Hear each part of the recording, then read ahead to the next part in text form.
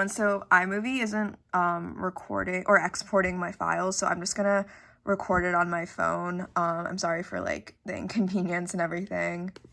Hello, so for this presentation I will be talking about climate change equity.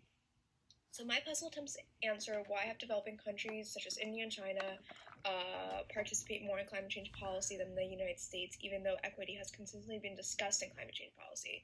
This paper focuses on three countries, India, China, and the US, as a concentration to understanding the relationship between the global north and the global south. So let's get into the theoretical framework.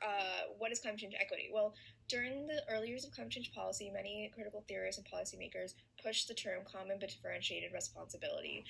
Developing countries have less responsibility because of this historical inequity and disproportionate populations compared to developed countries.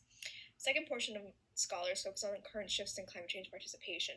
Generally, equity has been accepted in most United Nations agreements and policies by the developed world. However, current trends notice that there's a shift in climate change policy. Most developing countries have been participating more while the developed world has not. In fact, the developing world has a much higher success rate in achieving their fair share standards, meaning that they're emitting than their equitable benchmark, while the United States is not. Some scholars attempt to explain this from a new emergence of leadership in developing countries in the international community. This presentation attempts to expand upon it. So my explanation for the puzzle is I claim that climate change policy has transitioned from largely including equity into the discussion, debating out into actual policy, resulting in an inequitable burden for countries such as India and China because of the different interpretations by the United States, India, and China in climate change policy. The United States once included leadership, cooperation, and opportunities in climate change policy, now only interprets these policies as an economic burden on its own country, while directly aiding its competitors in the global south, thus now viewing climate change policy as a competition and removing itself from leading these policies. India and China once voiced their concerns of equity in climate change policy, but now have interpreted a new version of equitable responsibility in climate change, therefore focus on more active cooperation with climate change and larger leadership in sustainable development. These two interpretations have shifted, resulting in an inequitable participation in international community with climate change policy. I attempt to analyze these findings from an evolutionary perspective, meaning I will compare and contrast older administrations' climate change narratives with current climate change narratives. The leaders I will analyze will be Clinton, Bush, Hugh, Vajpayee, and the three most important as they are current day, Trump, Modi, and Xi. I will also compare these narratives with the evolution of climate change policy in the United Nations, as I will analyze Kyoto Protocol, Paris Agreement, and current COP documents after the Paris Accords. This paper analyzes mostly speeches, but also government reports and negotiations and policies. The representations of this case is broken down into responsibility, leadership, and consequences of climate change. Responsibility refers to what is the meaning of equity between these administrations and how has it evolved, as India and China interpreted less responsibility in the beginning but more over time, while the United States first interpreted more responsibility, now less over time. Leadership is similar and follows the same trends as responsibility, however fundamentally different as it indicates the level of participation by each country. Consequences refer to how climate change policy is interpreted specifically within their own country. This refers to evolution of how India and China interpreted climate change policy from an economic burden towards opportunities and collaboration and sustainable development, while the United States has evolved from viewing climate change as an economic burden and a competition between the global south. Vajpayee and Hugh both strongly value climate change equity, and even though they do refer to participation, they consistently follow participation with their limited capabilities. This demonstrates a smaller responsibility interpretation and therefore a lack of leadership participation. However, once Modi and Xi came into office, their interpretations of responsibility became greater. They talk specifically about the urgency of climate change. Modi even specifically calls for India and the international community to act more instead of talk more. They both demonstrate leadership by showing their efforts in cooperation and by funding developing countries in sustainable development, clearly showing climate change policy as an opportunity for growth and leadership. For instance, Xi's Sustainable Development Report consistently uses language of helping in governance in relation to climate change. This word cloud continues its analysis as it shows reference to development, green, change, and cooperation, illustrating that these countries view climate change now as an avenue for growth and development, as well as collaboration rather than competition and failures in their economic industries. Clinton and Bush both had different interpretations of climate change responsibility. However, even with both interpretations differing, they still valued American leadership in climate change. Even though Bush expressed frustration with lack of participation from the developing world, he still acknowledged equity and differences, as well as his policies to continue American leadership in climate change.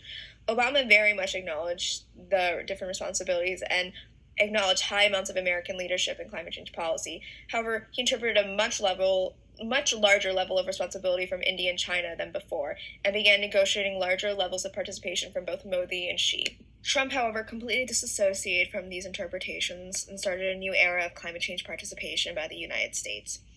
He completely did not acknowledge equity in any of his statements and framed a larger responsibility on India and China. He contrasted China and America by constantly referring to China's high carbon emissions while contrasting it with the United States' green economy and green environment. Thus, he disassociated from leadership by framing a larger responsibility from India and China, stating that they are more responsible for climate change than the United States, as the United States is doing a far better job at contributing to climate change policy. He also disassociated from leadership by framing climate change policy as a leash on the American economy instead of an opportunity for growth.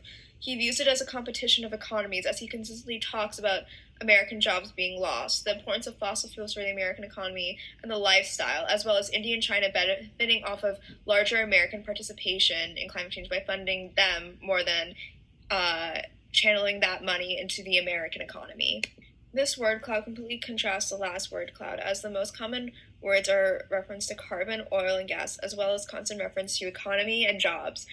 This shows how contrasted to Modi and Xi, as he is more focused on the economic consequences and the economic opportunities, and thus disassociating from leadership in climate change policy. These comparison diagrams right here demonstrate how Modi and Xi and Trump both acknowledge climate change responsibility of the global south, while Trump does not acknowledge responsibility or leadership from the global north. Instead, focuses on the economic burdens and competition of climate change, while Modi and Xi do focus on equity, but they also focus on leadership and participation.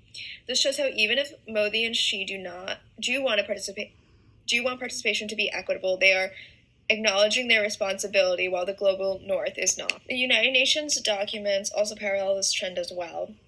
The Kyoto Protocol requires large participation of the global north in every avenue, carbon mitigation, and sustainable development, while using very little from the global south. However, since the Paris Agreement, equity has been acknowledged, but these acknowledgments refer more to capacity building to lift up global south participation instead of focusing on internal global north participation. This shows a parallel between international policy that's being pursued in the international community and leaders' narratives from Modi and Xi. This paper attempts to show why the new trend of leadership is in the hands of the global south. This has implications of larger leadership from the global south in the international community, as well as less from the global north in a more general sense. Responsibility then can be interpreted more towards the global south, as countries such as India and China, who still need to industrialize, might still face an inequitable level of industrialization due to the removal of American leadership. This shows that even though India and China might be suffering from a decrease in rapid industrialization or cheaper industrialization, they will be able to have a larger level of leadership in the international community overall, while the United States declines in leadership. From this new level of participation and leadership from these developing countries, it can indicate an overall future trend in other contexts of international policy.